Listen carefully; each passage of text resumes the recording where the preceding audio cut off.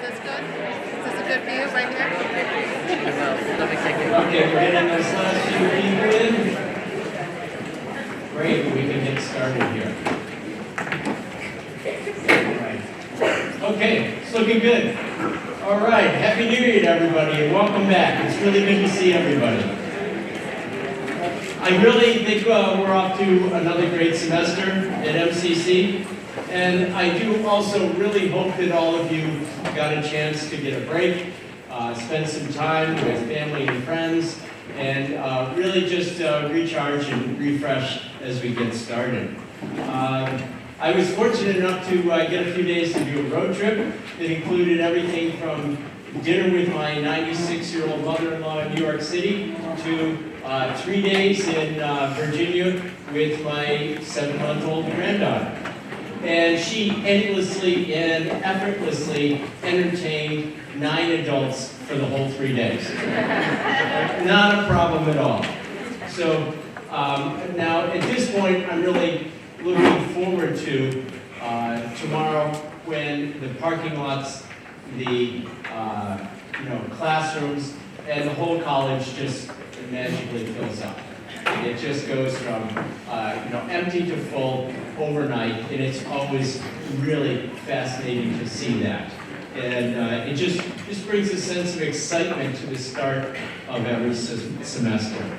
I just want to take a quick moment here to thank Chairman Campbell, and we've got Trustee Dr. Howard here. Oops.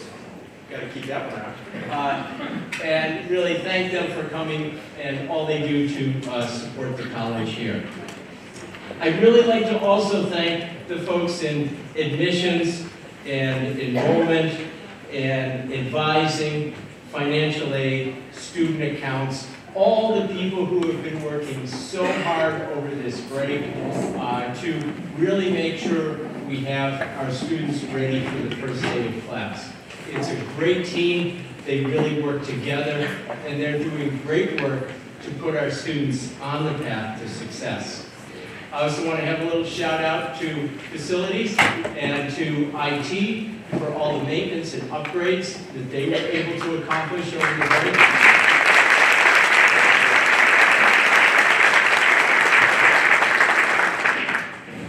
It's great that we can always come back and things are a little bit better than when we left. Really doing some great work there. I also want to thank all of you for all the work that you do every day at the college. This is a special place because of what you do to inspire our students to success. And you do that every day here at this college. We hear this over and over from our students, and we hear it repeatedly from members of the community. There are people in this room who have made a difference in our students' lives. People here who go out of their way every day to help our students. So I was out in the community yesterday, heard a story, somebody said, "Oh, I'm working with somebody at your college, they're just the nicest person ever." And he's sneaking along the back wall right now, but that's okay. And it just really is, that reputation that we have out in the community because of the great work that you do. It is a great place to learn, it's a great place to help our students, and it's possible because of the inspirational work that you do every day. So today, I'm going to spend a few minutes on some college updates, and then we have our keynote speaker and panel talking about accessibility here at the college. We'll then have a few minutes on some of the new professional development activities that we're putting in place. Then really a brief bit about strategic planning. There will be a break in there at 11 o'clock so that we can all take a break at that point and refill our coffee cups.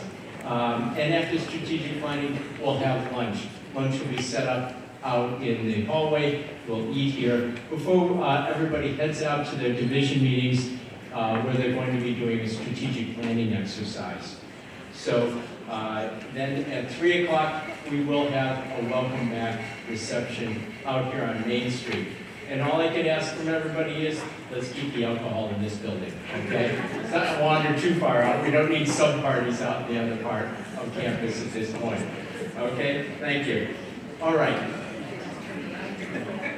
So a couple of highlights just from the fall. Our Student Advocacy Day down in Boston was really nice. Both Representative Dave Nagel and Tom Golden took some real time to talk to our students on the steps before this picture.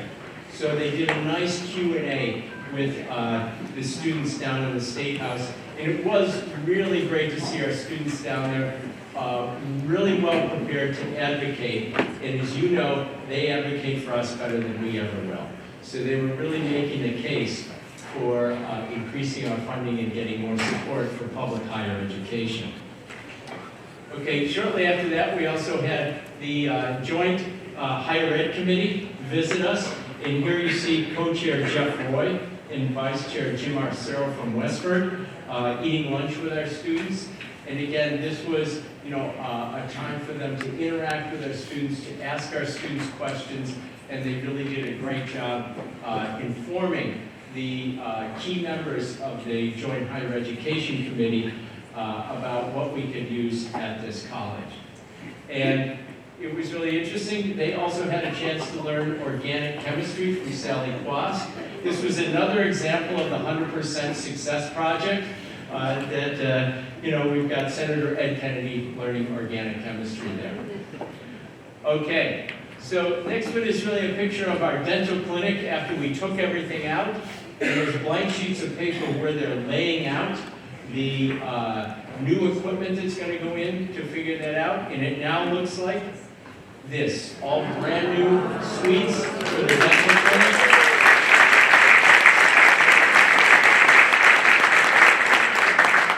It's important to note that our dental clinic is both a teaching space, but it's also one where we serve the low-income residents of our community. So it is really a great service to the community as well as a wonderful teaching space. And it's great that we were able to bring together the resources to really put in a first-class clinic. So they've done 12 seats operatories on one side, and they're doing 12 on the other now, and that will be all up and running fairly soon with all the latest equipment and all the latest technology that they need. And what's really great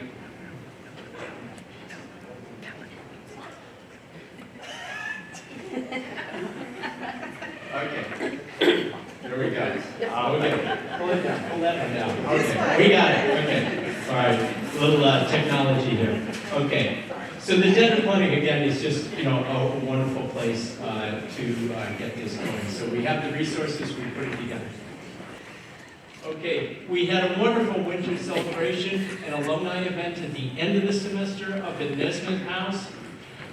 It was right after the FSA meeting on December 13th, and it was really great that we could merge these two events where we celebrated all the hard work that people had done throughout the semester with a nice reception, but also there was an alumni meeting afterwards, and a lot of the faculty got to meet some of their students. It's interesting to see that a few of the people in here who were students are now faculty members and also work at the college. That's really cool. So a lot of fun there. Yesterday was a busy day. Started out with my wife and I going to the Bedford Embraces Diversity event here in town, and that was a wonderful event with a great speaker there. And really nice to see the Bedford community doing an event like this for the third year now.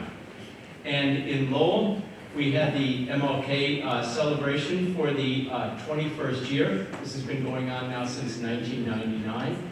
As you know, this was started by Laura Smith, and it has now been taken over by a whole group from across the community. We met all year, and we put together this event that really brings the community together to celebrate the legacy of a great American hero, Dr. Martin Luther King Jr.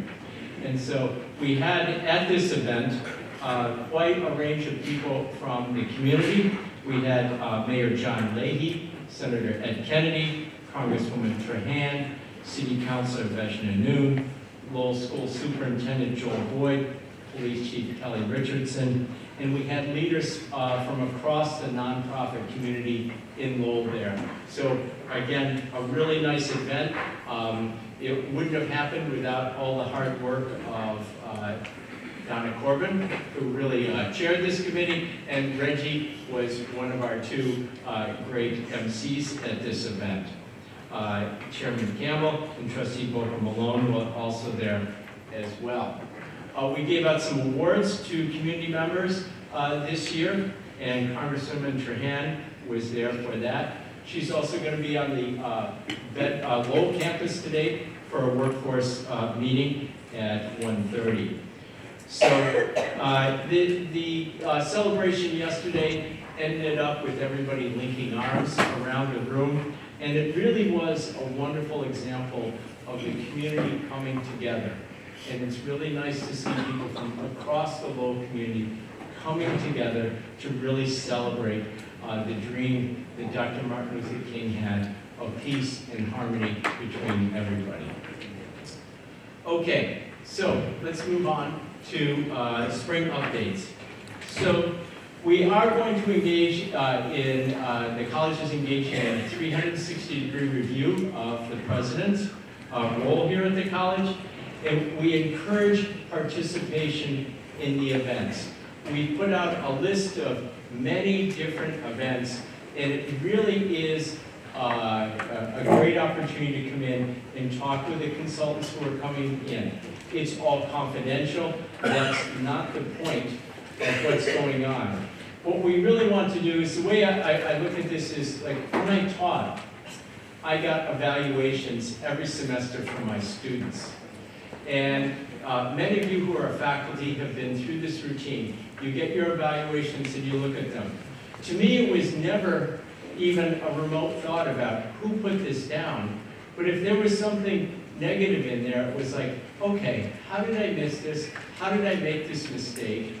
How can I learn from this so I can better serve my students in the class? So I'm looking for your participation in this 360 review to help me better serve you and this college. This is really important for everybody at the college to engage in this. There is the availability to do some individual appointments. You can do them either through Donna Corbin, and again, I'm not going to see any of this, that's not the point of it. Or if you just approach the consultants, they will try to fit you into the schedule. There is some more time on Friday of that week, I understand, but they are going to be here the whole week, and they said they're going to be here from early in the morning till late in the afternoon. They'll meet with people on campus or off campus. And again, that's their process. It's how they go about it. They're skilled professionals, and they will do the best they can to put together a comprehensive report for the Board of Trustees. So I wanted to give you a little enrollment update on this. So in the fall, we were down about 4%, which is what we had budgeted for the fall. It looks like in the spring we're going to be down about a little bit more, probably about 5% or so. We're looking very closely at this, and again, the team has been working very, very hard to close that gap and to meet our goal that we had really budgeted for at 4%. So, there's been a lot of analysis of what's going on and what they can do to do that. A 4% decline over the year means about $1 million loss in revenue. So we are going to be looking at ways we can reduce our costs across the college without affecting those direct services to students. That's really what our goal has been, to make sure that we really put our money in the front lines where it's really helping students to succeed. So we've just gotten these reports. We'll be bringing them to the Board of Trustees in another week, and we'll be talking with them about how do we develop ways to reduce our costs across the college. This is still a fairly normal trend across the Northeast and much of the country. We're not outside the norm here at all, but it is something we're just going to have to keep dealing with in a proactive way as we go along. On the more positive side, the supplemental spending bills, they came in late in the year, and there's another one that Governor Baker put in just recently. Both are supplemental spending bills to the FY20 budget. Okay, so that's how it was. But as we know, the key thing in there was that there was finally funding for the raises from the MCC contract. And that was way too late in coming. The legislature took a long time to get that through, but it is in effect, so those raises are in and the retro payments will be coming shortly. So we're really happy that that will be coming, long overdue though, to our hardworking faculty and staff in MCCC. Also though, in the supplemental spending bill, through some work that we did with the leaders in the legislature, we were able to get some additional funding for community colleges in some particular places there. So one of the things we've been working on was to get a match in the endowment fund. So that means there's a fund so that when we get a gift in, we will get a match from this fund. So that's about $2.5 million for the community colleges there. That hasn't been done in over a decade. So it was good to see that come in. There was also $1.5 million put in the Workforce Incentive Fund. So again, this really helps us to go out to our employers and say, here's some workforce dollars that we can help you with the training. There was also $5 million put in for campus safety and cybersecurity. So that's going to help all the community colleges really be more secure and to work on cybersecurity. We also saw $5 million for early college that was put in the Governor Baker's supplemental filing just recently. So Governor Baker is going to speak again tonight in his State of the State address. I was invited down to meet with Secretary Pizer last week to talk about some of the things that are going to be in there.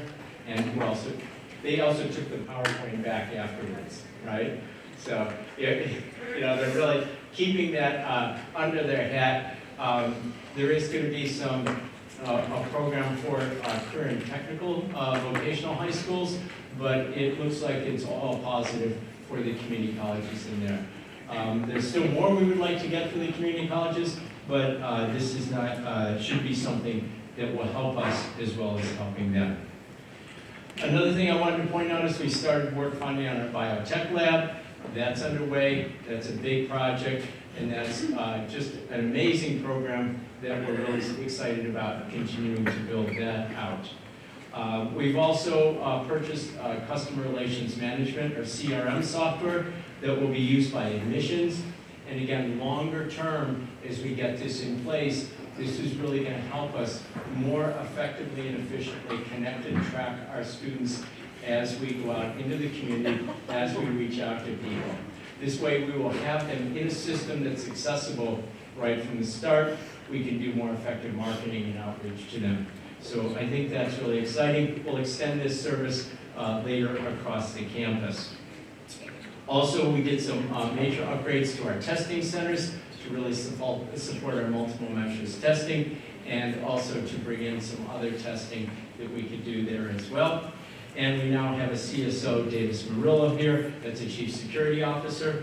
And we are going to have a cybersecurity advisory group. So that will be really good to help us stay on top of this.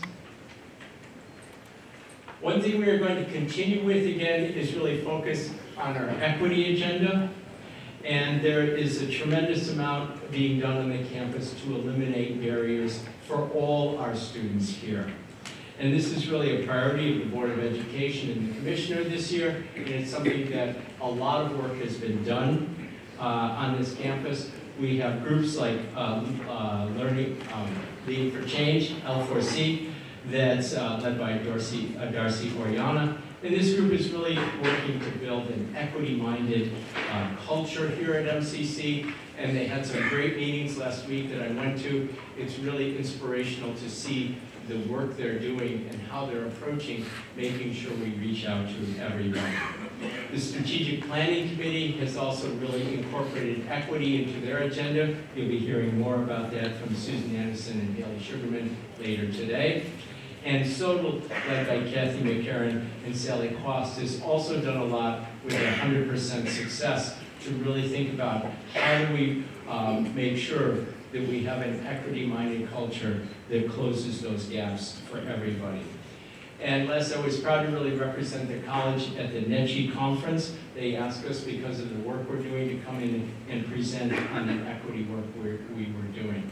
I was paired with Wellesley College, an institution that's just like ours, and it was interesting how similar all the work we're doing is.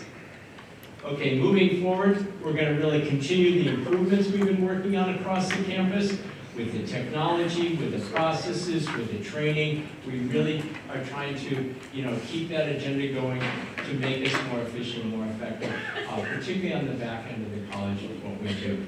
We're also continuing to upgrade our education spaces. That's really important. And also our spaces for faculty and staff and some of our meeting spaces. These are the things we're going to continue to work through the task force and to really get this lined up so that we really can make sure that all our facilities in all our rooms are really up to standard here. Strategic, also what we're working on is Middle Street and trying to make this our STEM hub in Lowell. We've been talking about this for a couple of years now. We're working on finding the resources to build out the Pollard building, where we can really make this a focus of one side of the street, biological sciences, physical sciences on the other. We've got our health sciences down there. It would really be great. We're not going to neglect this campus. They're both really important, but we're going to be working on that one first. Strategic planning is moving along nicely, and we're going to hear more, as I said, about that later. And we're starting to put together a task force to redesign our website and bring in a vendor to help us do that. So that's going to be an important, large project here. And we all know it's time for our website to go through an overhaul. It's the end of that cycle. Okay. Also coming up, we have the 50th anniversary next fall. I'm going to talk about that more in a minute. And really, after we go through this, we have the website all ready to go. We've got our strategic goals and objectives all put together. We've been through our 50th anniversary. It's really time to think about a rebranding campaign and think about where the college is going for the next decade. Okay, so 50th anniversary. This is going to be a lot of fun next year.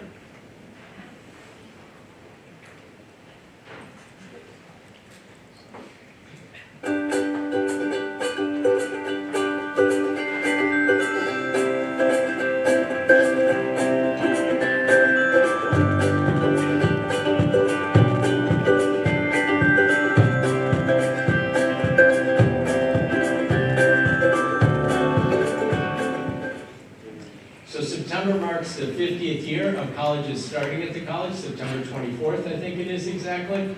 And so that's really, we're going to have things going on all semester. So really, the goal here is, one, first to celebrate our rich history. And we really have a tremendous amount to be proud of at this college.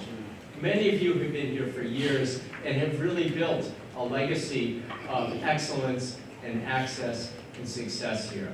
And this is something we really want to celebrate, which will also help us raise awareness of the college and all the good work we do out in the community. And I think this is really a wonderful opportunity for us to really key off of that and do a tremendous amount of marketing work out in the community. So we're all pulling together to do this. We're also going to use this year to really build our alumni association.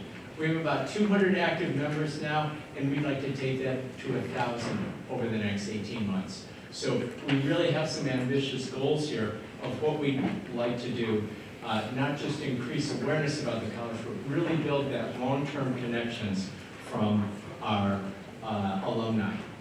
And this is a date to put on your calendars, okay? Next fall, October 17th, we're going to have a big homecoming on this campus, and this will be a lot to do next year. So there's going to be a lot going on, and we'll be getting more information out to you. There's a committee working on this. We welcome new ideas. We're trying to bring in as much as we can to make this an exciting year at the college.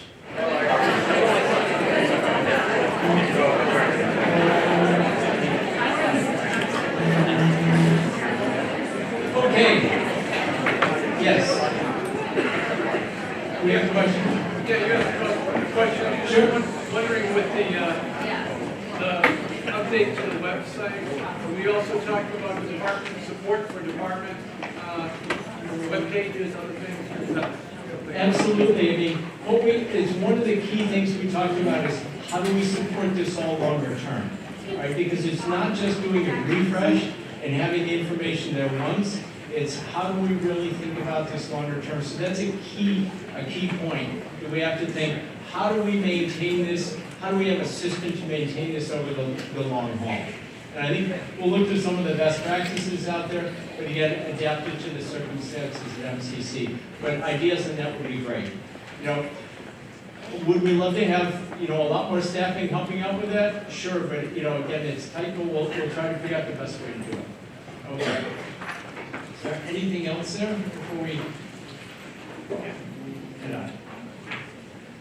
Okay, so to keep it rolling here then, we are going to have a keynote speaker, Evan Borkman. All right, Evan joined the General Counsel's office in 2019. He received his BA in Government and Philosophy from Skidmore, JD from Western New England College, University School of Law. He served as interim director of the General Counsel's office for the Massachusetts Office of Disabilities. In addition, he also has been working in private practice. Evan worked for over 3 years at Western New England University General Counsel's office. He has extensive experience in employment, discrimination, higher education, and especially disability law. So I'm going to have Evan come up in a minute. He is going to give a presentation, and then we're going to have a panelist. As we can see, the list is up here. They'll talk a little bit about how we are addressing accessibility issues here at MCC. So at this point, I'd like to bring Evan up.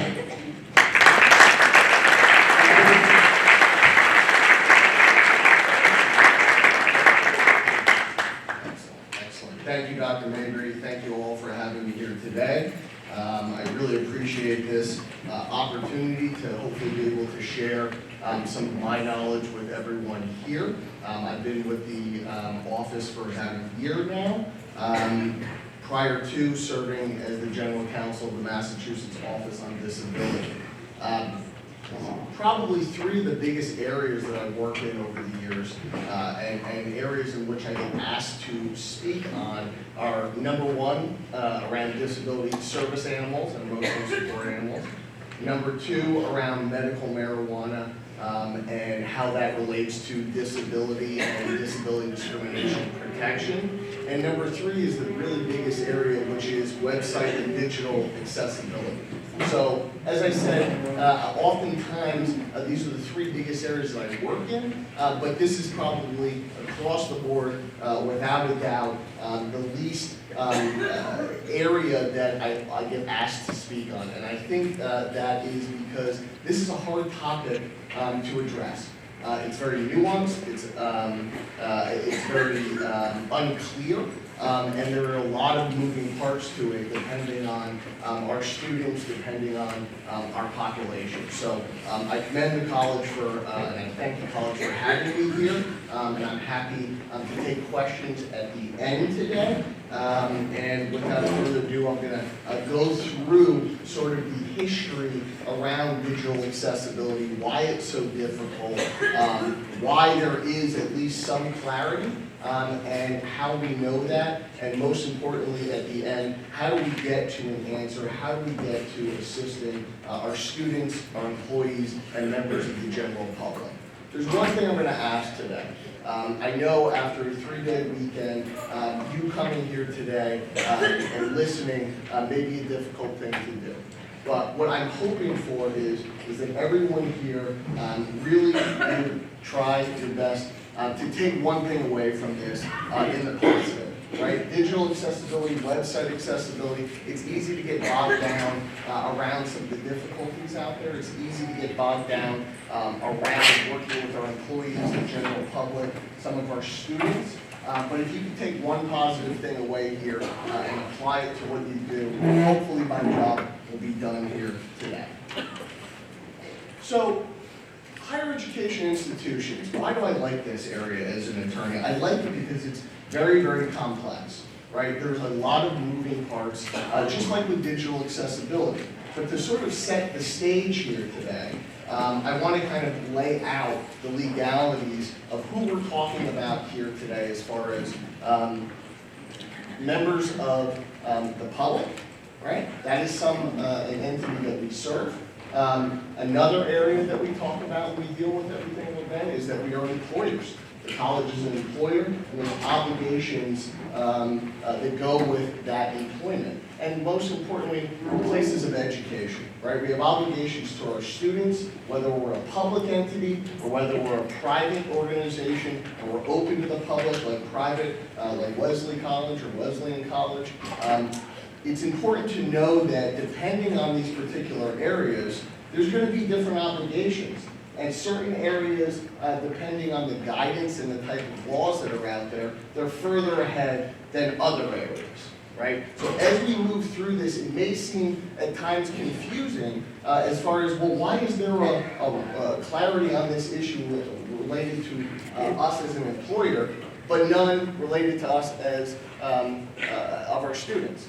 Well, the reality is because there are various laws that operate in different ways. There's various guidance and enforcement agencies that are responsible for those particular areas. So setting the stage there, again, expecting that there is going to be a lack of clarity, expecting that there are going to be different obligations depending on these areas, hopefully we'll give a better understanding of what we're going to talk about today. All right, so disability, right? There's varying estimates around disability and what is the population of persons with disabilities, okay?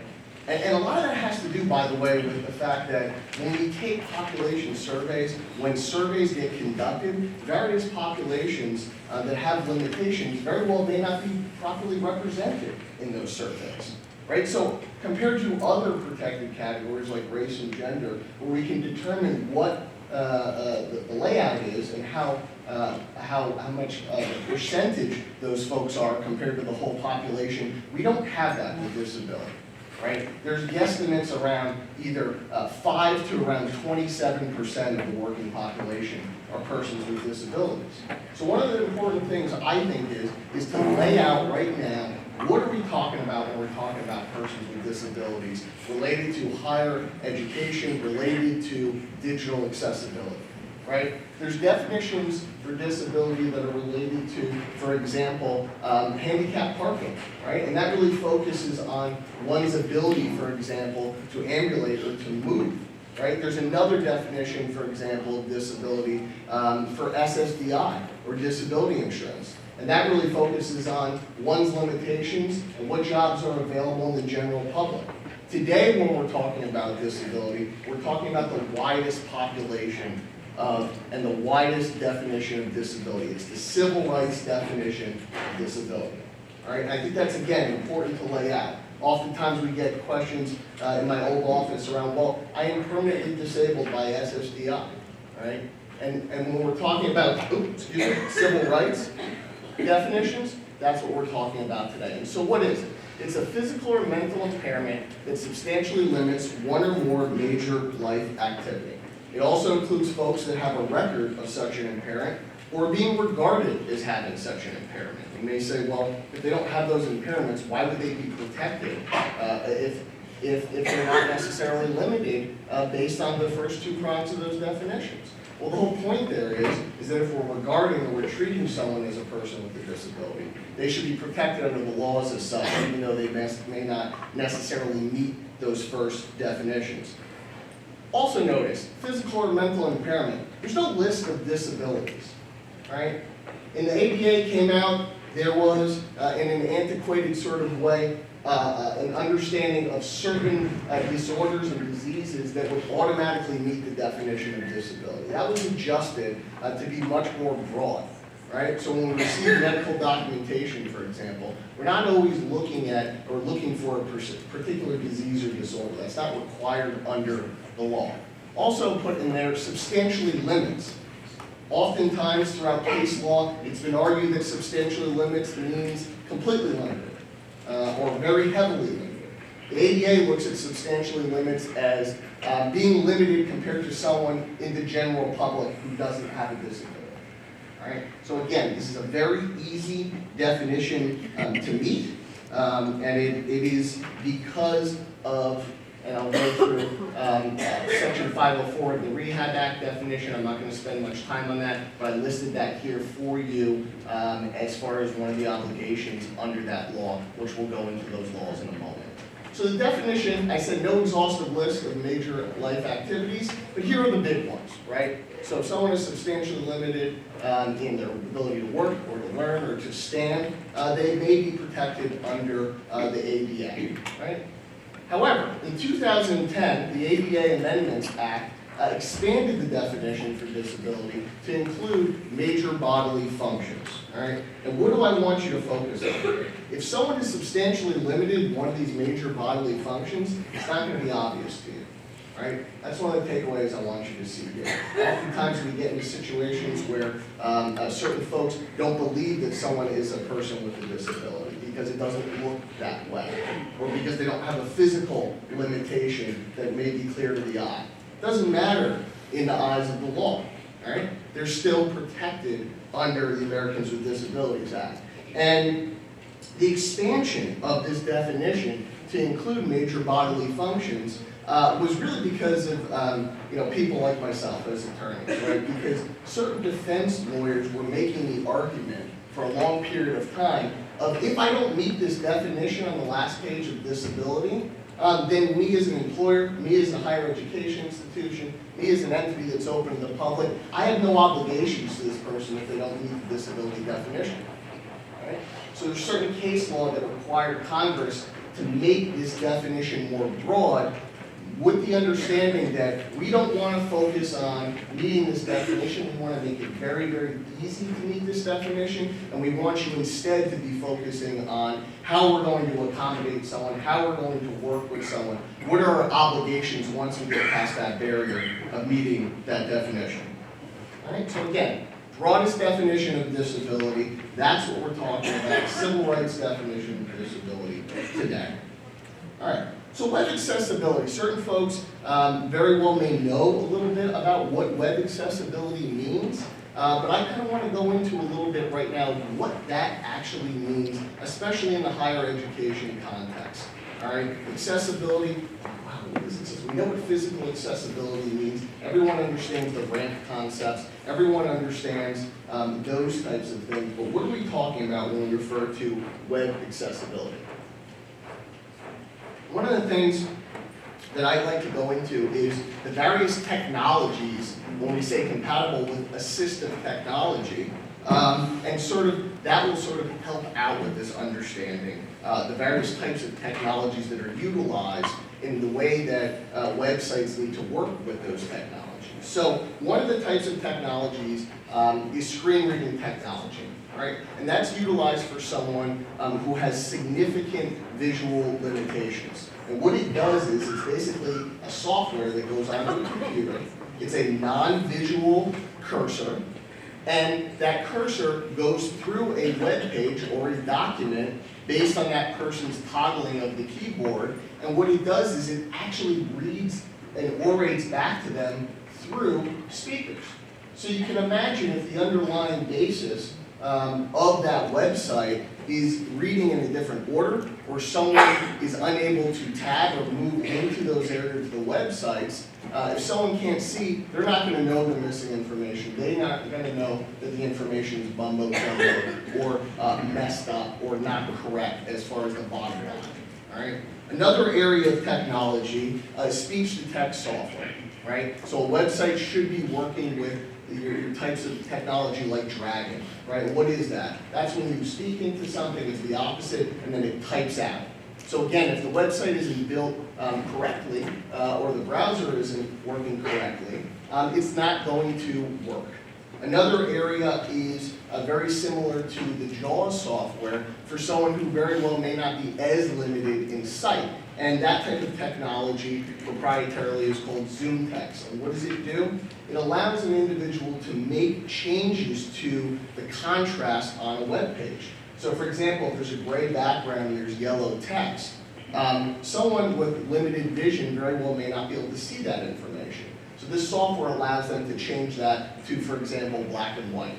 Right? Another thing that that technology allows someone to do is to, based on its name, zoom into various areas and be able to look at those areas in such a way that they're able to see that. The final area that I talk about of accessibility and how we know that something is accessible is if you're able to use a keyboard only. And why do we say, when we said, Evan, we're talking about visual limitations and disabilities, well, we're also talking about, as I mentioned, all the types of disabilities and how folks interact with those web pages, right? And so one of the great ways to check if your website or your page is accessible is by only using a keyboard and tabbing through and using the arrows to go through. Because there are folks out there that may be limited in motor skills and being able to use a mouse, right? So one of the ways we look at is keyboard only use. All right, so that's what we're talking about when we're talking about utilizing with web accessibility and assistive technology. Right, and as I've listed here, there are other things. For example, captioning audio or having images that have alternative text. Like you say, Evan, what is alternative text? I've never heard of that term. Basically, if we type that person who uses JAWS software and scrolls through a page, if they get to a picture, if they're blind, they're not going to know what that picture is. So there's a way of putting text behind that picture to read out what that picture is to someone who's utilizing that technology.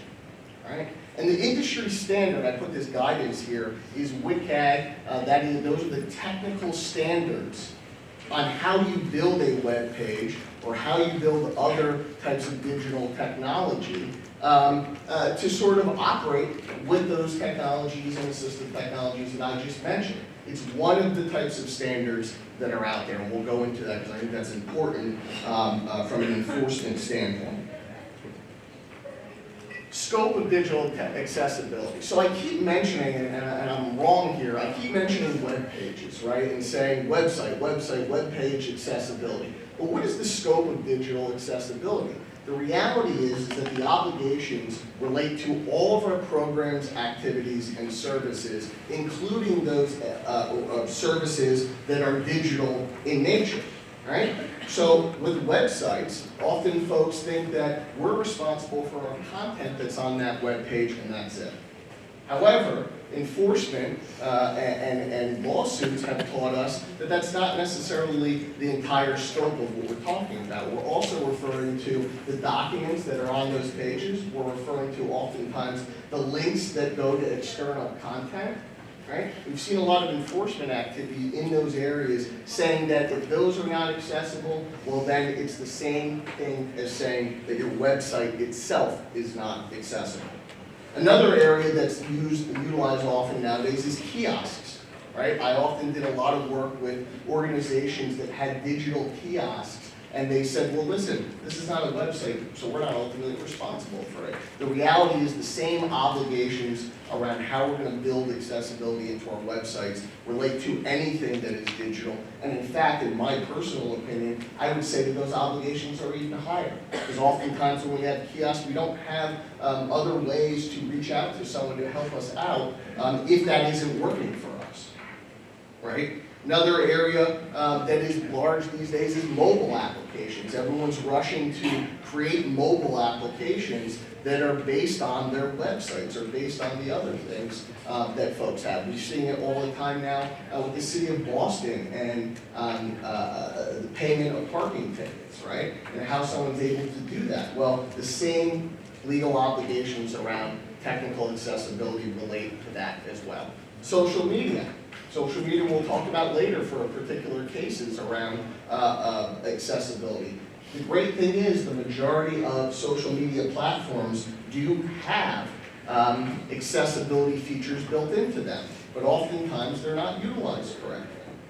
These last three, testing software and applications, so we utilize software oftentimes to perform the testing for what we do. Course assignment databases, and I'm not just talking about course assignments, I'm talking about how folks turn those assignments in, how we interact with our students and the general public, and also distance learning technologies. These are three things that higher education institutions have made the claims that, well, we're not ultimately responsible for these. We utilize them, we contract with them, but we're not ultimately responsible. The reality is, regardless of where that responsibility lands, someone is ultimately responsible for making those technologies accessible to our employers, our employees, our students, and members of the general public.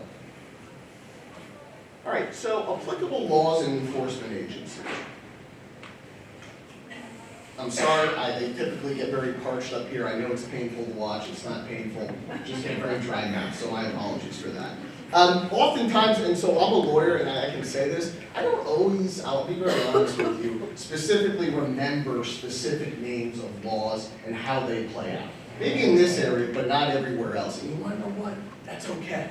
That's okay, because that allows me to understand and hear and contemplate way more than I would if I remembered specific laws. One of my favorite professors in law school said, you get an A on my exam by not mentioning any laws, as long as you can articulate what the principle is underneath that law relative to what we're looking for. All right? So although there are really two laws that we're going to be talking about a lot today, the Americans with Disabilities Act that relates to employment, relates to all state and local governments and entities, and public accommodations, which are your private organizations, your private hospitals, your private colleges that are open to the general public. And we're going to be talking about Section 504 of the Rehab Act, which relates to specifically your receipt of federal funding.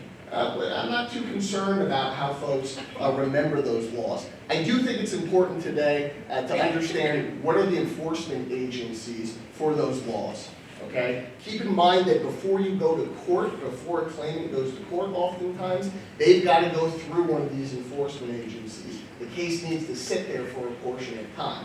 All right? So this oftentimes gives us very good guidance on looking at these cases and looking at the guidance that these organizations give. And there's three big ones. One is the EEOC, and that's related to employment. All right, and the obligations there too. The other one is the U.S. Department of Education, Office of Civil Rights. All right, and that is an organization that public higher education institutions work with around enforcement in this particular area. And the Department of Justice that often works with private colleges and universities. Although it's pretty interesting because the Department of Justice sometimes, and the Office of Civil Rights, Department of Education, will go and deal with other types of cases. Why? Because of Section 504 of the Rehab Act. As I mentioned, if those entities, private higher education institutions, receive federal funding, which they all do, okay, whether they like it to admit that or not, they do receive those fundings, or their students receive that funding, they may be dealing with one of these enforcement agencies. So again, if you can just remember the enforcement agencies, hopefully that'll help you out as we move through the enforcement activities there too. Another funny little ditty here, an interesting point. Section 504 of the Rehab Act, you may think to yourself, well, all public organizations, all public higher education institutions receive federal funding, right? So why do we need this Title II of the ADA, state and local governments? Those same lawyers that were making the arguments that I mentioned before around undermining the disability definition and therefore saying we don't have any obligations to those folks, were making the arguments that, sure, maybe part of our education institution receives federal funding, but this other portion that we're talking about today does not, right? So when the ADA came into existence after Section 504 of the Rehab Act, the whole point there was Title II, if you're a state and local government entity, regardless of what funding you receive, you're responsible under the ADA. Okay? Also important to note that the non-discrimination provisions around equal opportunity and access and the duty to accommodate, which we'll go into shortly, are basically analogous to both of them, right? So 504 and 88 basically say the same thing, right? So, one of the things that we often lack in a disability area and disability discrimination is clarity, right? We often lack the clarity that we need around how we're supposed to be operating. It's very easy, and I think a lot of folks want to know, I want to have an FAQ. I want to know how I'm supposed to deal with this situation when it comes to me every single time. And the reality is that these laws, the ADA and Section 504, they're not built that way. Right? That's not the purpose of them. The purpose is that we're supposed to do individualized assessments on a case-by-case basis on how we're going to accommodate and work with our students, all right, and our members of that interact with our education institutions. The also other piece of it is that there's an affirmative obligation to act. So, for example, these websites, when we're talking about websites, we have an affirmative obligation to act and create these websites in such a way that our students and our employees and members of the general public can work, all right?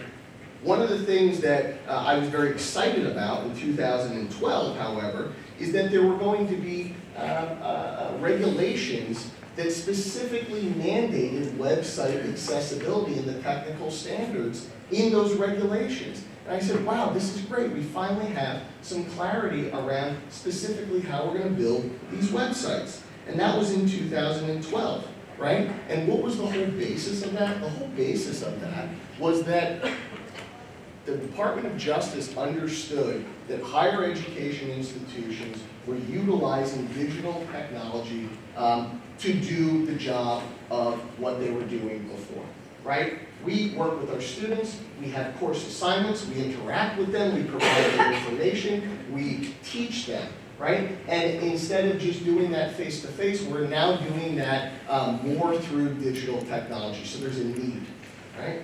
And so in 2012, through the regulatory process, so just so you know how that goes, regulations get filed, the public comments on them, they make some adjustments to them, and then they go into effect. Unfortunately, that's not what happened here.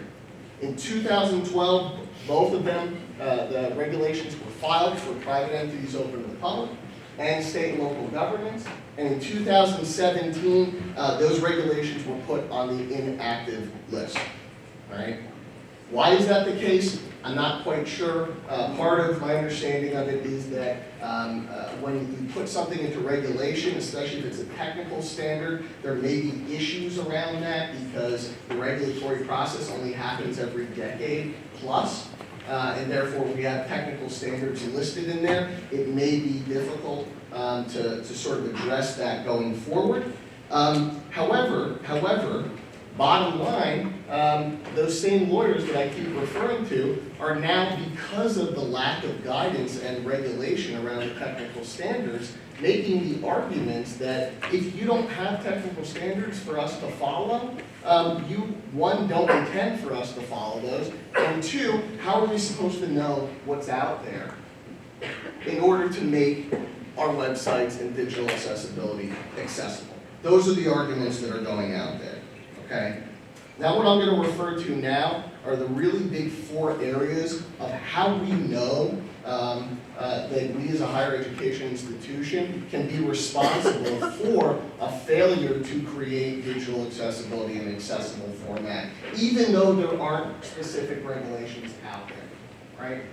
Even though there's case law here, when we look at the Robles versus Domino's Pizza, that is making the claim that there's no guidance out there and therefore we have nothing to follow, I'm making the case, and the very good case that I believe, that there are really four areas around how we make these things accessible, how we make all digital accessibility accessible.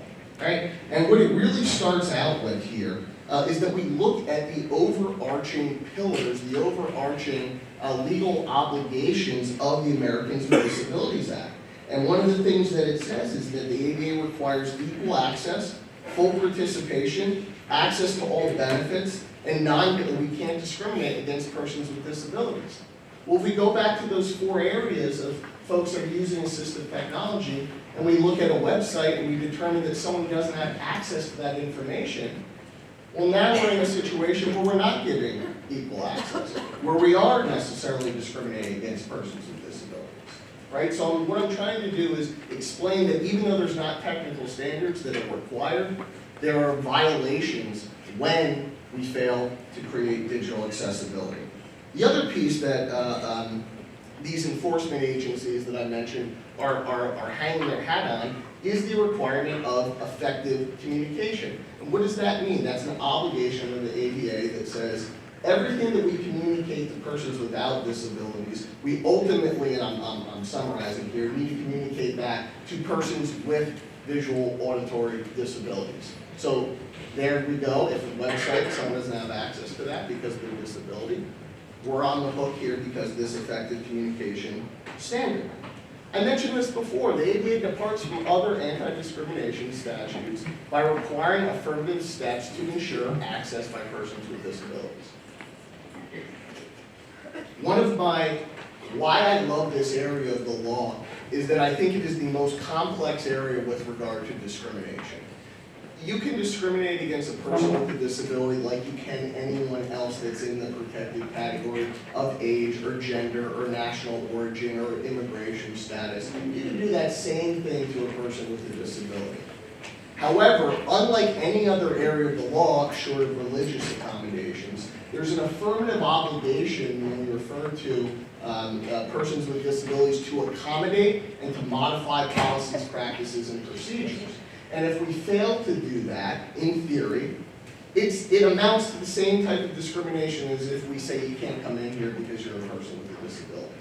All right? Being very general with that, but I think it's really important because folks oftentimes don't recognize that obligation, when we fail to listen to a student, when we fail to take one of their disability claims or one of their issues, we fail to communicate with them through the interactive process, it amounts to the same type of discrimination. So again, there's another portion that we can look at, how we know we have these obligations. Also, everyone likes to mention, well, the ADA never contemplated digital anything. Right? It was 1990, the internet was barely invented, even if it was, right? But when we look at the law, it refers to auxiliary aids and technology and accessible electronic information and technology, right? So these enforcement agencies are building ground here and saying that these obligations still apply. And finally, I mentioned before, there's a technical standard here on how to build technical and digital accessibility, and it's the WCAG 2.0 technical standards. One of the enforcement agencies got in trouble a couple of years ago because they were mandating in their enforcement and settlement agreements that people have to use WCAG 2.0. As we know, based on the failure for regulations to be passed mandating that as a requirement, these enforcement agencies had to take a step back and say, okay, maybe we don't necessarily use WCAG 2.0, but there's other technical standards that are out there that need to be used. And again, the enforcement agencies understand that regardless of what you're using and what technical standard, you need to pick one, you need to go with it. Oh, and by the way, we know that there's a way to make this content accessible. All right, so even though we don't have regulations, what's the big takeaway here? We know that the requirements are there. And now we're going to kind of go into the four big areas where we see this happening. All right, and I've cherry-picked a couple cases. And the first area is agreements. Either the consent agreements or settlement agreements. And I mentioned in the various categories. So litigation, those are court cases. DOE, OCR, Office of Civil Rights cases, Department of Justice cases, and the final one being employment cases. And the first case I'll talk about very briefly here is Toth versus Florida State. And the claim here was that a particular student was unable to access course content software from home to be able to utilize their homework, to be able to do their homework, and in class, they were unable to actively participate because one of the formats for answering questions was a clicker. all right, and click rate based on who clicked it first and how they were able to then answer the questions. And these technologies, the claim goes, were inaccessible. All right, so through litigation, through court, there was a settlement agreement here. Those two students were each given around $75,000 through this case, and Florida State was mandated then to remove the clicking software and also to create this homework software in a more accessible format. Notice here, and one of the important things why I bring this case up, is that this was for a STEM course. All right, so oftentimes people will make the argument that, well, we can't make math accessible, we can't make science accessible. And that very well may be the case in certain regards. But the reality is that's not a blanket protection to utilizing inaccessible software to do your homework or to participate in course. The next one will be Atlantic Cape Cod Community College. I tried to do as many community colleges as I possibly could. I thought it was appropriate here. And a consent decree. What's the difference between a consent decree and a settlement agreement? Lawyers always making things confusing. Consent decrees often need to be approved by the court, right? They'll still keep that case open. The court needs to approve that. The benefit there is that they can oftentimes monitor they can monitor that case. So in this case, Atlantic Cape Community College, a student filed the case in saying that because of fire code issues, this individual was blind, they weren't able to come to the classroom for a short period of time. And one of the claims of that student was that I asked for my documents that I was unable to have access to because I wasn't there in person to be scanned digitally so that I have access to that content. And the faculty member did not do that or did not reach out to another entity of the college that could help them out. And therefore, in this case in particular, just because there was a failure to create that accessible digital document, there was a settlement agreement and there was money paid.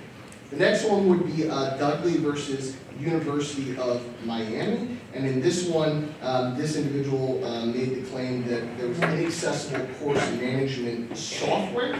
And one of the resolutions here was that this person had to create software and create a management coursework software that was accessible and utilize that going forward.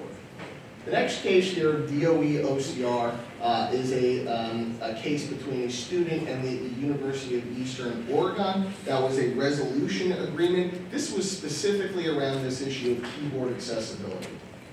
The website and course management software was not accessible to a keyboard-only user, and therefore there was a claim and there was a settlement and resolution agreement required just because of that keyboard accessibility. So nothing to do with any other type of accessibility technology. The next one, University of Pennsylvania. The only reason I bring this one up, University of Pennsylvania is a private organization. However, the Office of Civil Rights dealt with this case. Why? They dealt with it because University of Pennsylvania utilizes public funds. Right? So as I mentioned, some of these enforcement agencies very well may go into and deal with colleges that they typically don't deal with.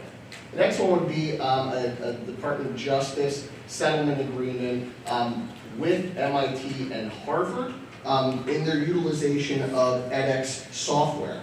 And in this one, really simple. Again, we're talking about technical accessibility. Yes, it's very nuanced. Yes, it's very hard sometimes. In this particular case, these organizations put out content that was not captioned. It's as simple as that, right? And therefore, the Department of Justice stepped in. I'll talk about later. They actually filed a particular guidance document in this court case, but that was all it related to, the failure to caption particular content. The next one is the letter to Chancellor Dirks, and this is a case against the University of California, Berkeley. And why do I bring this particular case up? This one is around inaccessible videos that were not even for their students. It was put out to the general public on their websites, and the claim here is that from Berkeley, well listen, we have no obligations here because it's not for our employees and it's not for our students.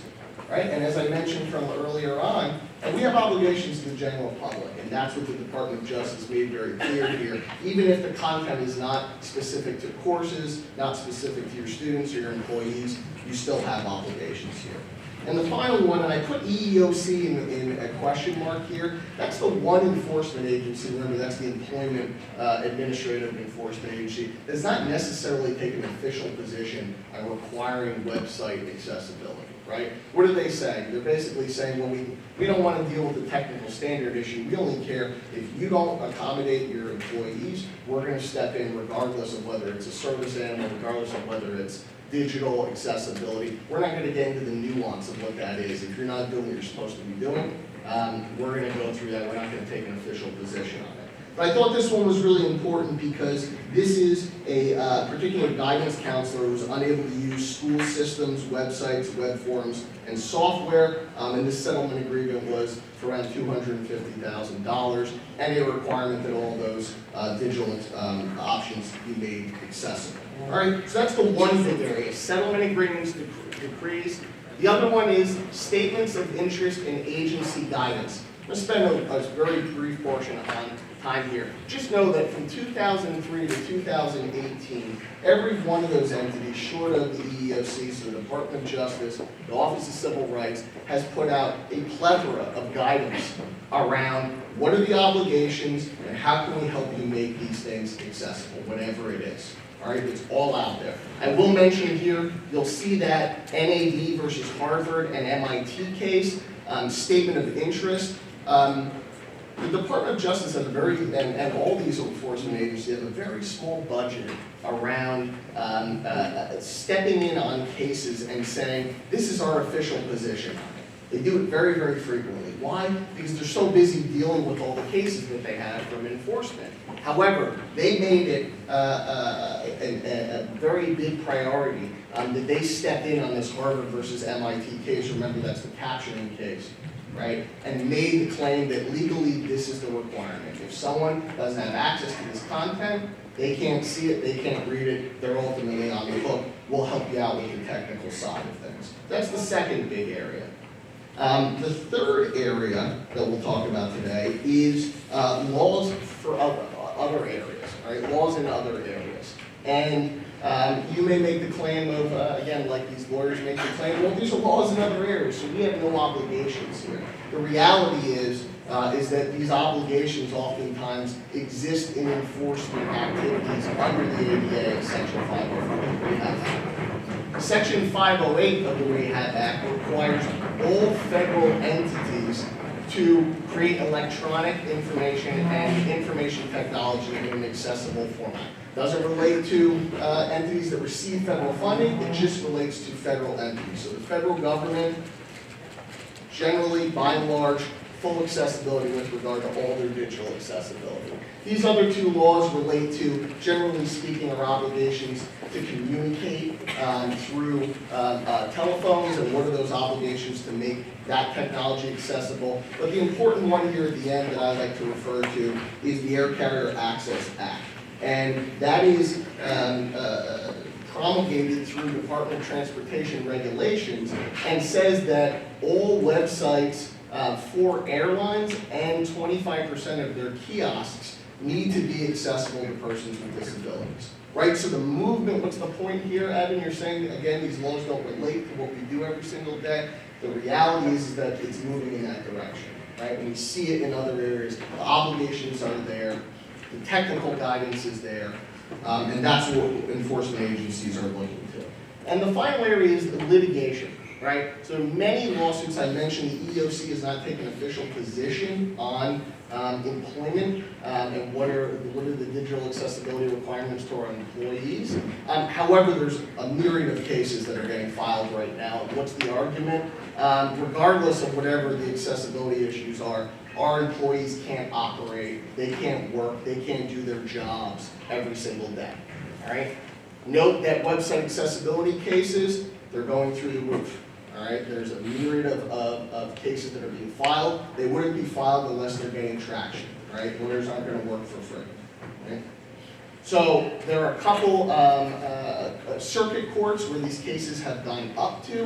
Another little funny thing is people often say, I want to take my case to the Supreme Court, right? I got a parking lot, I'm taking that thing all the way up. The reality is the majority of cases that go to the Supreme Court, probably 95% of them, aren't around those types of cases. They're all around various circuit courts deciding federal laws differently, and the Supreme Court needs to step in and address that. The Supreme Court has not stepped in and addressed that at this point. We're still in the infancy of some of these cases. And note that digital accessibility cases, not only are they being filed, they're end over end, they are being increased year over year at the percentage of these types of disability discrimination cases and digital accessibility and how much they're taking up of those cases. I put these Payan and Mason versus Los Angeles Community College case. You say, because again, I thought it was important for the community colleges. And what was that case based on? It was based on an inaccessible handbook from a faculty member, a website inaccessibility issue, and library databases being accessible. Remember, really large scope here. Anything related to digital that we do is under the auspices required for us to do this. Now, you may ask again, what can we take away from all this, right? Looking at all these settlement agreements, looking at the other areas, looking at litigation, looking at the federal enforcement agency guidance, what do we ultimately know over here? And that's why I've sort of pulled together a list of what can we take away here, right? We can take away that the color combinations and the text that we utilize needs to be accessible. We understand that keyboard-only use is a very important thing for checking and requirements around digital accessibility. Skip navigation and captioning of videos and alternative text needs to be done in a meaningful way, right? So we mentioned that image before and someone scrolling over it, not being able to see it, and putting text behind it. Well, if that text doesn't make sense, or it's not descriptive enough, or it's not meaningful enough, we're still failing to meet that obligation. Another one is, and this is something, a lot of the work that I did around the mass.gov website was, we got a whole bunch of content here on this website, and we've got all these obligations to make it accessible. But what is one of the easiest ways to make sure that job is easier? Well, we have a bunch of antiquated information on our websites, and the obligations apply to that antiquated information, but no one's utilizing it. So one of the things we can do is eliminate information that we're not using anymore on our websites, on the documents, so that we don't have to create that in an accessible format, right? I've also mentioned some of the technical requirements here, labeling all headings, links and forms, and that's basically, again, someone utilizes that JAWS technology to scan through a page. If the headings, if links that someone clicks onto do not read descriptively and accurately as to what the content is behind that link, right? We see what a link says, we can create a hyperlink, we can put whatever we want over that hyperlink, but if someone scans over that with their JAWS technology and it's not accurate, again, they're not getting that information, we're not meeting that effective communication standard under the ADA. Another one I mentioned here, and I think this is an important one for higher education institutions who utilize social media technology as they should for a myriad of reasons for their students and for employees in getting that information out there. As I mentioned, the majority of these social media platforms have digital accessibility as an option, and you can utilize it. The problem comes in when multiple people have access to that social media and they're not doing it in a uniform sort of fashion, right? So this is a twofold issue. There's obligations to do things the right way, and there's obligations to, as we move into the second and final page here, around how we need to make sure that we're all on the same page and we're doing it the same way. Right? So what can we take away as I come into the conclusion here? We want to really make the affirmation like we're doing here today, and making sure that this is an important thing here on campus. We want to make a statement, and again, I mentioned I very rarely get asked to speak on this, even though it is a huge topic that I work on all the time, because I think a lot of folks, they don't want to touch it, they don't understand it. That's not the case here. You know, the college is taking this very seriously. They're making a statement. They're trying to address this. One of the other areas I often recommend is an auditor, right? An auditor to sort of look at the content that's thereon. Like I mentioned, making adjustments to that content, removing antiquated content. Another one would be, and I think this is the biggest one, right? And because this comes up all the time. We don't want to be fighting a two-front war, right? We have a website, we have digital accessibility obligations to all the technologies that we utilize, and we need to address that, as Dr. Mabry said, going forward with a new website. Well, the other portion of it is, I think there was a question back there around how are we going to add content there too, and how do we have a process set up to make sure and ensure that that content is added, is accessible. Right? And that's an important thing that I recommend and I advise on around maybe only certain folks who are trained to add that content have the ability to add that on. And that doesn't mean that not everyone, not all faculty can add content to the website. It just means that it's got to go through someone who has the ability and the savviness to make sure that that content is accessible. Also mentioned here, creating a corrective action plan to prioritize the removal of online barriers, right? One of the greatest things in accessibility and disability law is the fact that these organizations, these enforcement organizations, understand that not everything's going to be perfect, and not everything's going to be done 100% correct. Right? And that is magnified in digital accessibility because, as I've mentioned, we're in the infancy of digital accessibility. Not to mention there's various other factors around the different types of technology, the mode that technology gets utilized in, and more importantly, for example, the website browsers that people are utilizing may ultimately affect the bottom line basis of that accessibility. Right? The point is, how do we have a priority? What are the programs, activities, and services digitally that we utilize the most? Right? And prioritize that and work our way back from that. All right? So generally, I kind of skipped over a few here. I know we're running out of time. I wanted to thank everyone here today. Again, I want to harken back to what I said before. If there's something that you can take away from this and some sort of understanding, some sort of way that you have analyzed this before, that we have these obligations. There's a way to meet accessibility. There's a way that at the bottom line, even if we can't meet the technical accessibility requirements, I always advise that we have a process as a backdrop to make sure that we're getting that content to our students, to our employees, folks in the general public. And so hopefully someone and you folks out there can take away from what we've talked about today. I don't know if we have some time here before we pull the panel up, but I'd be happy to answer some questions. Yes? Hi, everyone. Hi, I'm Joanna Delmonico. I'm in the math department. So I just had two quick questions. So there was a case where can everyone hear me? I think we should have that. Accessibility issue. Yeah. I'm sorry. David, can you hear me? Yes, I can hear you. Okay, so I have two questions. The first one was the case where videos that were put up by Berkeley Yep. for public consumption. Yep. So I'm curious, being devil's advocate, so did they just say, oh, all right, and take them down? I mean, could a place decide, okay, we're just not going to put those videos out to the whole public because they're not accessible? Sure. And I think in that case, they said, well, listen, I think part of how we're getting people coming to our school, even though it's Cal Berkeley, it was probably not hard to get people to apply. We want to put that content out there. Right. And I think what they said was, I think my whole takeaway from that case is that captioning is very, very easy to do. And Okay.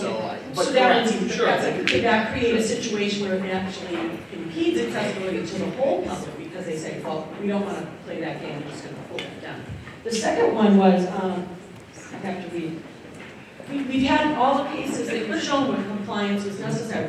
Do we have any examples where maybe a case has been brought and then it was deemed that, well, you know, in this instance, the compliance isn't going to be able to be brought up to standard? So sort of the other Yes. side of the coin, I think that would be interesting. Sure, I think there are specific, I think they're rare, and I think there may be specific cases where that ultimately may be the case. I think what they're going to say is maybe digitally we're unable to give folks access to this information, but ultimately if it's our students, if it's our employees, we're gonna still have to find some workaround on how we need to do that. I think courts and enforcement agencies are very, don't want to make those overarching statements because I think the point is they don't want to be morphed and utilized in such a way that folks are saying we don't have an obligation to make this content accessible because it can't be done. I think there are cases where certain things have been construed as a fundamental alteration, as an undue burden, but there are not going to be any overarching guiding statements around, hey, you don't have to do this. Because ultimately we do have a requirement to get that information to our students, and ultimately there is a way that we're able to do that. So that's why I think, we're talking about STEM issues, we're talking about technology that's there. We're seeing the majority, 99.8% of the cases, they're saying that you have to create this content in an accessible format, at least when it comes to the digital availability. And if someone, because of their disability in a specific case-by-case circumstance, can't be a qualified person with a disability, they can't access that information, they can't do the coursework because of their limitations, let's focus on that student rather than the digital requirement. Yes, sir. Can we just wait? Yeah, we're going to take, this is the last question here, and then I'm going to pull it this thing. Do I have the last word? Is that it? No. If I understood all of this correctly, thank you very much. What I understand of the ADA, we have an obligation to become compliant, or we're going to risk discriminating against our students in the communities we serve, and we're going to risk being liable for lawsuits. Isn't that the case? Sure. Yeah, so that means then we need the resources to engage a process for training and for working with our faculty to do online education to get them compliant. We can't expect one or two people to just do it all. And so we do need the resources, just as we get resources to make places physically accessible, we need to make them digitally accessible. That requires resources too. So that means we need a process to become compliant. Otherwise, we will continue discriminating and we will risk liability for lawsuits. So that is correct. Sure. Okay, thank you. That's great. Thank you very much.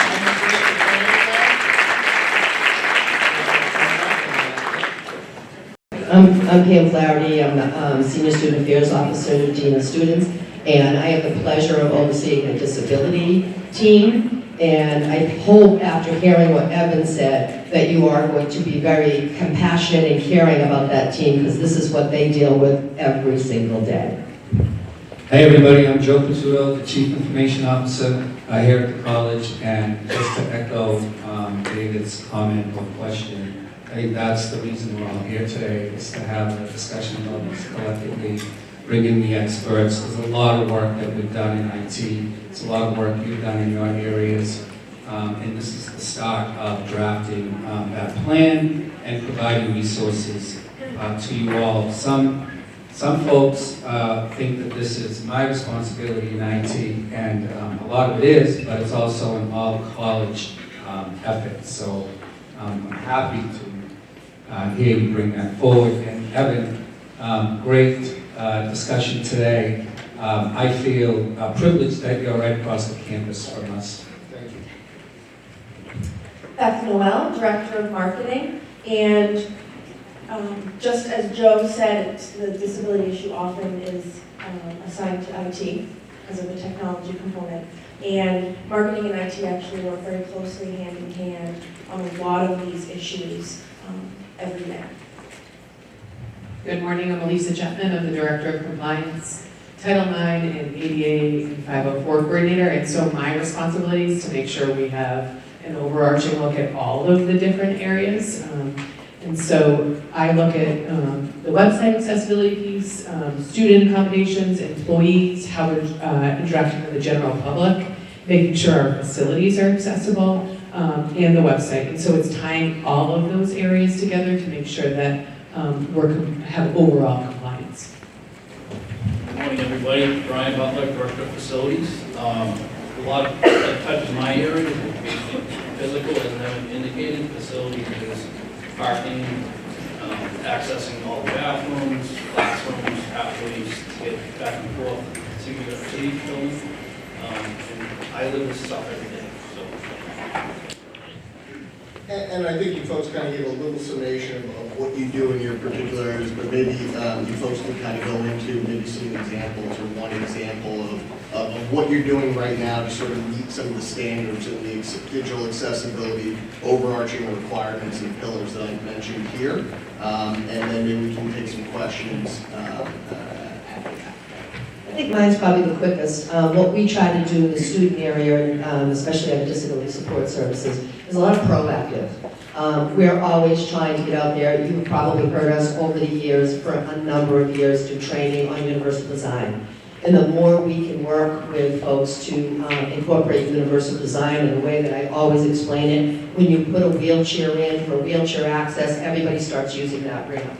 Whether it's moms with kids or whether it's people with a don't want to go upstairs, whatever the case is. So universal design is a proactive approach that we want to do so that when we are designing something, we are looking at how the design happens and how we can make it accessible as we go along. So our folks have some expertise in that area. Again, I think Roxanna's been really trying to put some stuff out there, and some of the websites that Ethan put up relate to that and speak to that. And so the one thing I'd like you to go sort of come away with is we follow all of these laws when we actually have a student come in. And so a student doesn't just get to walk in and say, hey, I want you to do this. There's a whole process behind the scenes that happens that evaluates the entire situation to make sure that student is eligible for access and accommodation and what those are. And so that process is the beginning with the student. And I think Joanna's comment may speak to this. There's an analysis many times that do happen to make sure that the person is a person that with reasonable accommodations and accessibility, offering accessibility, that they are otherwise qualified. So there's a lot of analysis that happens amongst the students to make sure that we can accommodate and that it is an appropriate direction that we're going.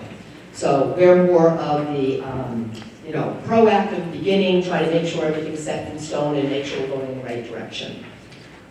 Brenda? I have a question regarding images, if you use them on your website. Based upon what I was hearing earlier, I guess I'm looking for clarification. An example would be on my Blackboard site. After I give an assignment description, right underneath it, it says, this assignment is due Sunday, such and such a day at midnight. Now above it, I also have a deadline graphic attached to it. Does that deadline graphic need descriptive information? Yeah, you need a tag behind it. So the tag behind it would say exactly what it says in front of it. And that's one of the things that we can get some expertise on campus to be able to show faculty how to tag those. Right now, the quickest and easiest thing you can do is not use the graphic and just use text.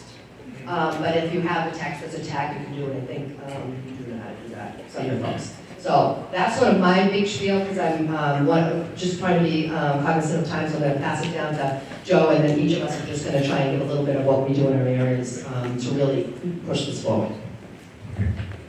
So in IT, it just seems to naturally happen all the time. So we do rely on some tools to help us remain compliant and stay ahead of the curve. One major project we completed last year was making the college's website responsive. And so what does that mean? It means when you open your mobile device and you open a web browser, I'm not talking about the mobile app, I'm talking about the web browser, that you have the same experience size to screen as you do when you use your computer. So that was a major project that we took on last year. And talk about resources, it was quite costly. But there are some other things that we do in IT. We rely on, I think Tom's question was resources and help for faculty. There's a number of systems, content management systems that do a number of things, and one of the systems we rely on scans all our content, gives us a report at the end of the week, and that requires action. And so some of that action can be remediated in IT, and some of that action actually needs to be remediated with just about everybody in this room. So that is part of the overall plan. How do we maintain our level of compliance? In terms of video, we have a contract with, let's screw the name up, Evan, Celio 24, where you can register your video with the service desk. We send it out. Our partner digitizes, makes the video compliant, sends it back to us with a URL for you. And then I think we're all relying on the LMS and the Alley tool that's embedded there, but I think that there's more discussion and ideas needed about how to utilize that tool as well. And for the sake of time, I'll pass it to my friend Beth. You can talk about the website. Hi everyone. So in the marketing realm, there are two major areas that my team works on when it comes to accessibility. One is our digital content. The other is, of course, all of the PDFs that we make for all of you. Seeing all of very familiar client faces in the office, we create a lot of PDFs for you. And so one of the things that we are doing along with IT is creating some documentation about how to create accessible PDFs. So my staff will be creating PDFs that are accessible, and we will also be able to work with you if you're creating PDFs on your own, whatever software that you're using. The other area that we've spent some significant attention to lately is our social media. And so Ronnie on my team, who is our social media coordinator, has been spending a lot of time creating some best practices and documentation around the best way to tag the college's content. Many of you also have social media accounts here at the institution for your particular division or program, and our team will be able to help work with you and advise you and give you the tools on how to make your social media accessible going forward. We don't expect, and none of us up here expect you to do all of this on your own. We're going to be providing you the tools necessary. And as you all have heard, we're going to be looking at a new website. That makes many of you very happy. And one thing that we, of course, will be looking at with whatever vendor we end up picking is accessibility. This process for a new website is not going to happen overnight. So we are looking for it to be down the road. We're going to be starting this semester, but we're not going to actually have a new website for you by September. The process just takes longer than that. But what we can do in the interim is my team can work with you to make sure that your web content now is accessible. So there's lots of things that you can do to your content, to the way that you place images, to how you name links, that my team has the expertise to help you create that content. So when we do have a new site, you are already ADA compliant and that copy can just be flowed in. So as far as overall compliance is concerned, some of the overarching themes, yes, is website accessibility, but we really have a lot more than that. One thing I challenge everyone to think about is that we all have a role in compliance.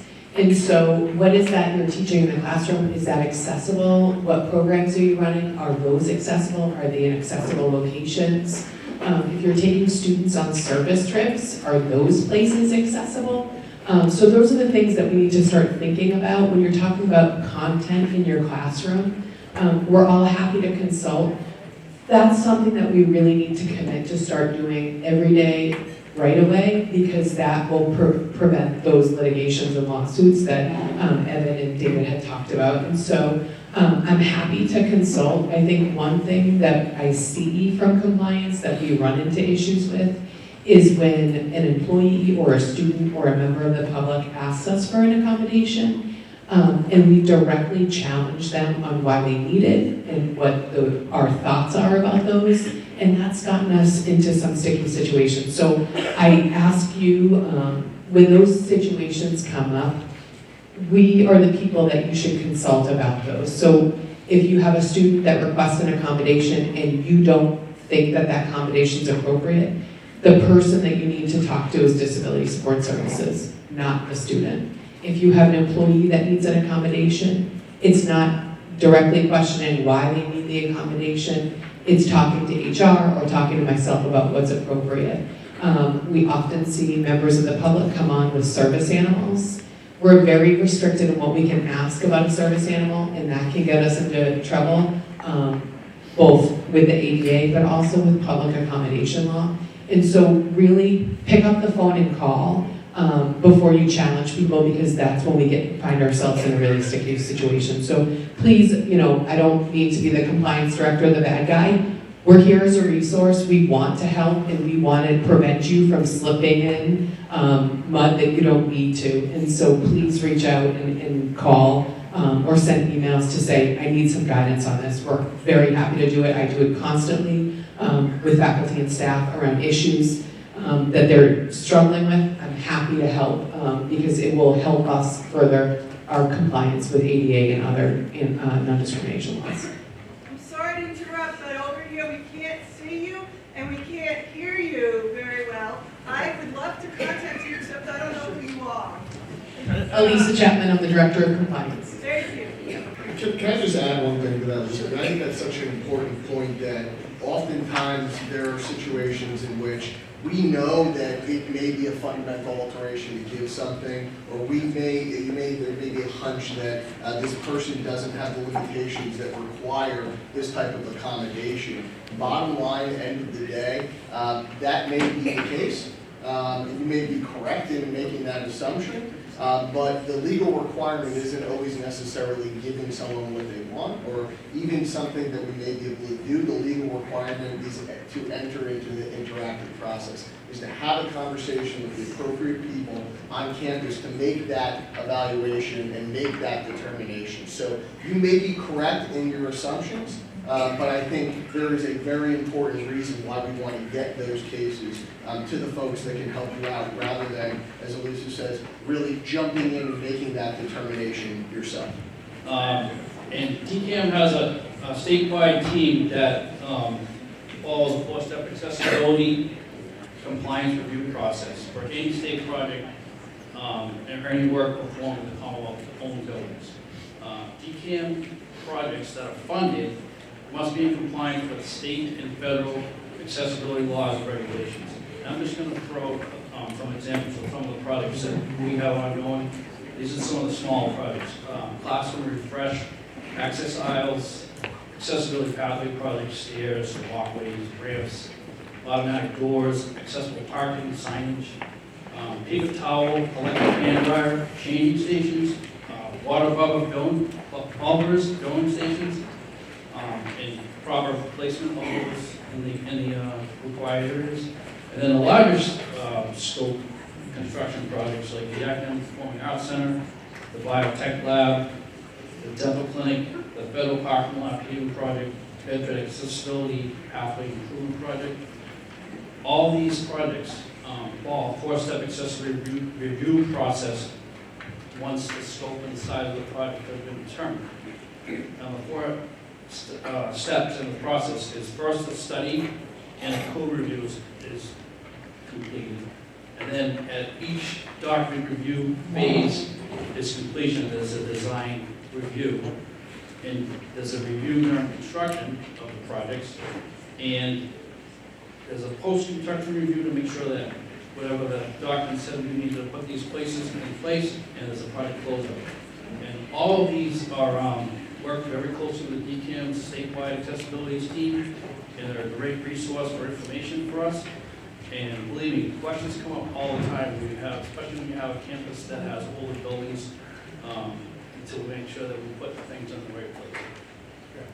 That's a great point. I mean, I used to serve on the state's Architectural Access Board. I've worked with Paul and Chris and all the folks over there. We're very fortunate to have a state that when state funds that are appropriated go to a project, they're looking at the accessibility side of things. And for example, our state's Architectural Access Code has specific parameters around that issue of kiosks that I mentioned. So it may be things that, to your point, that we don't necessarily look at from maybe a physical accessibility point, but that there are accessibility, digital accessibility components and physical reach, range, access components to all those projects. Okay, so we'll see if there's any more questions out there. We have another one over here on the left. Can you guys hear me? I can be loud. I'm Corinne Ritchie. I'm from Disability Support. I also teach with the theater department. And one of the things that came up actually as an adjunct faculty is closed captioning is not the same thing as audio describing. And if you send something off for closed captioning, it doesn't come back audio described. So if you have something with a lot of activity where there's not any sound, that's not accessible. And so what we have done is, like, I literally sat next to my blind student in my theater class and I audio described for her in real time. She was okay with that. We talked about that in advance. But my question to the people who have funds is, what do we do if we have something that can't be accessed another way? Like if I'm teaching a devising project in theater appreciation, it's all physical. Do we have funds to get something audio described?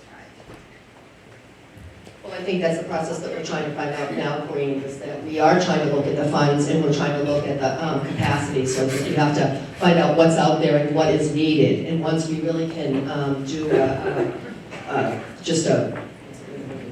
once we can grasp what we need, we can look at the funding. We've had different opportunities for funding, but we haven't been able to take advantage of them because we haven't been able to know what the need is. And this is really our first, hey folks, this is what we have to comply with, this is what's out there, this is what we really need to do. It's been there for a long time, we've been trying to do it. This is the first time we've been able to really get some momentum behind this. The president has brought this forward, that's why it's at this professional day, and we have to attack it as a team. So then we find out, wow, we didn't think of it, we didn't think about that audio descripting. And if you've ever listened to audio descripting, it's amazing. And so it does give someone who is blind the opportunity to hear everything that we see.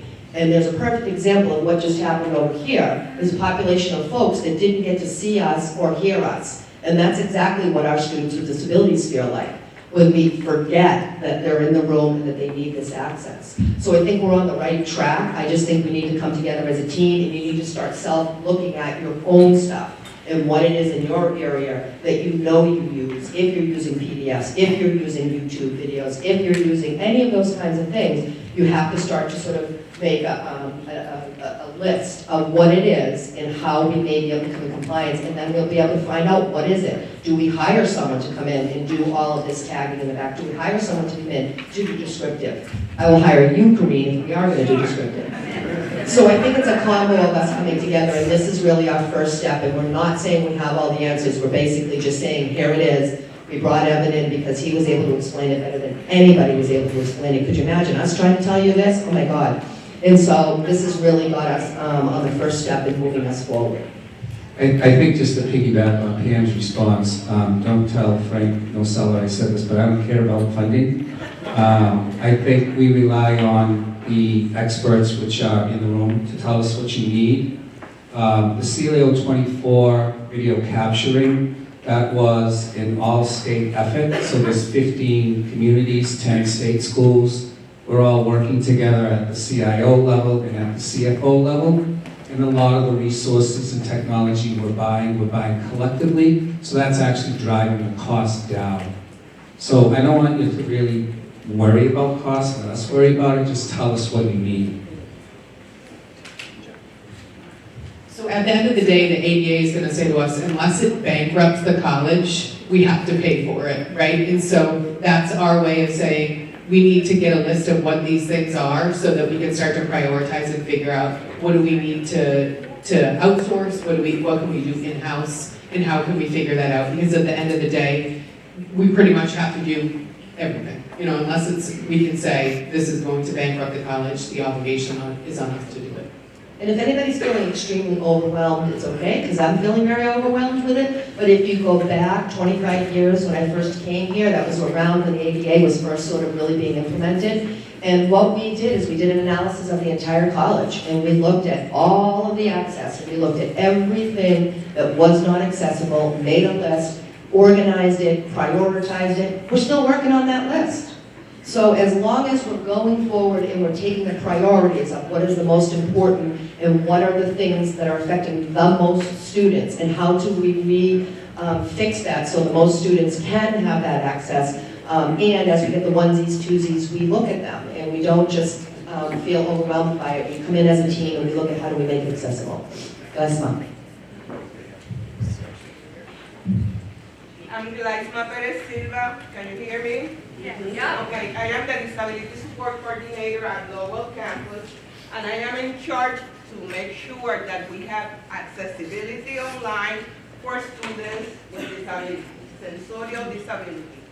One, I believe that this is the most basic step that we can follow. One of the most challenging issues that I find is if you make a photocopy of a document to put it online, if the document is on PDF, the digital reader won't recognize that document.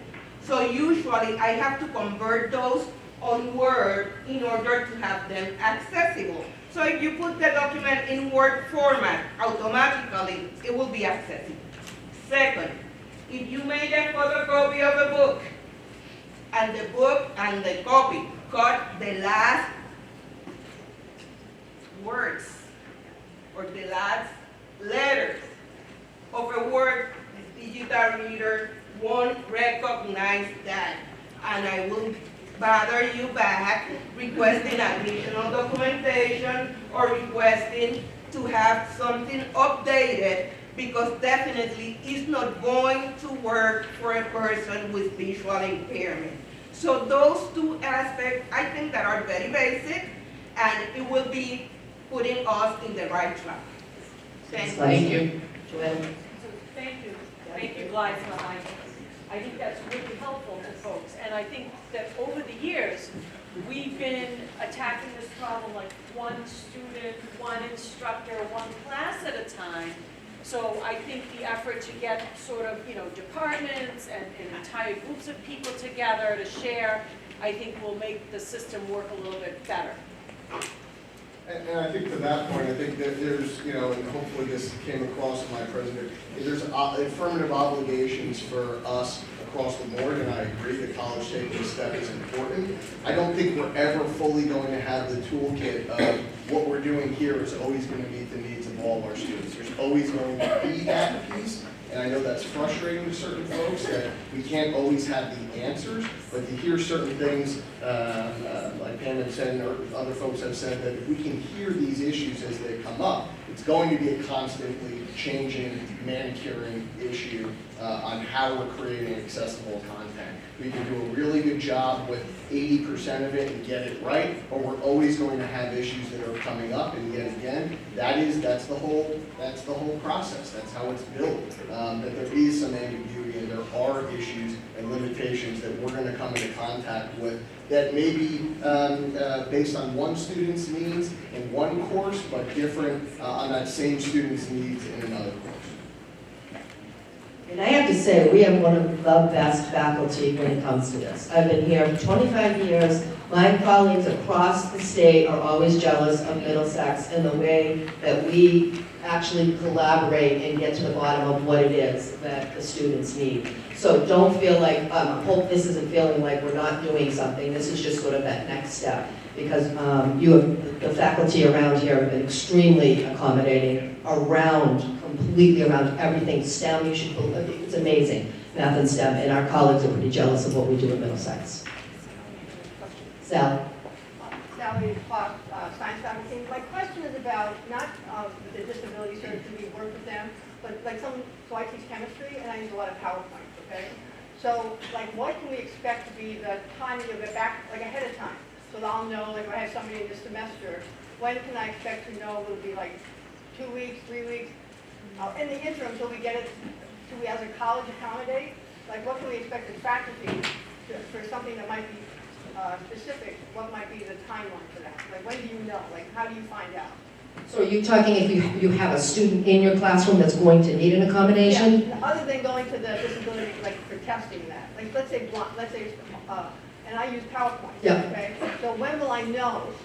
In this interim, while we're working on this, Yep. I can't accommodate everything. Right. Okay, so when can we expect to know that we might have one of these students who will need our assistance?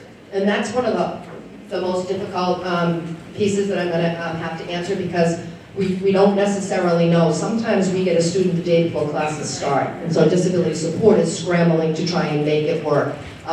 We'll do a lot of work around this, might not be the right time for you to start, we might not have all accommodations in place, but ultimately they still have the right to do what everyone other of our students get to do. They have the right to sign up at the last minute. And so what we do try to do in disability support is if we are aware, we try to get the permission from the student to make sure that we can talk with a faculty member and help get the accommodations in the classroom, especially if it is someone who may be blind or hearing impaired, where there may be a larger need. So it's not a black and white answer, and we do try whenever we can. There are times when students will not give us permission to do that, and so we have to we have to value that and do what we can. But you will usually get someone that will call you if they know and that there is something we can look ahead of time. We try to encourage them also to get your syllabus so that we can look at what might be coming up and what might get in the way. And would we expect to hear from you? Who would we expect? What are the disability support folks? Yep. Absolutely. Oh my God. So we'll take one more question here just because of timing. We don't want to compete with the break. Thank you. It's really not a question, it's an offer that can lead to a future question. So there is another accessibility need that's sort of invisible, and it's represented by potential students, employees, and members of the community around us who don't speak English as a native language. So while we have this great opportunity to work on our website and our web pages and associated documents that we need to present to individuals in the greater community, can we help also by making the English language more comprehensible to non-native speakers? And I will help in any way you want me to. How's that? Of course you will, Marilyn. Thank you. Well, thank you all here today. These were excellent questions. Thank you to the panel, and I appreciate your time. Thank you for this. Thank you, Ellen.